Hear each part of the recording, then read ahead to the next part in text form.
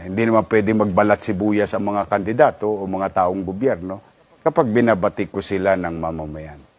That's a price they have to pay of what they did to a person or to a group of people.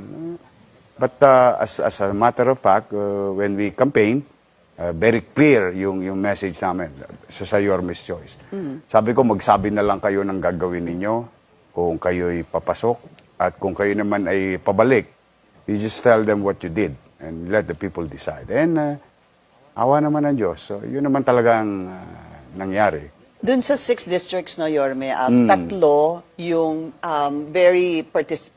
were participating rather in the Quadcom or yung sa confidential funds. So I'll identify them, sorry. They are Congressman Joel Chua, Congressman Roland Valeriano, Benny Abante. Yung po, dalawa po, panalo, isang casualty, isang talo si Congressman Abante. Paano po yung magiging working relationship ninyo? Well, they have their own house. They call it the House of Representatives. I hope they will do their job there. And ako naman, nanawagan na ako sa mga leader at mamamayan na magbati-bati na. No? Because there's so much words thrown to us. Very hurtful. In fact, mararamdaman mo yun, alam mo sa proklamasyon.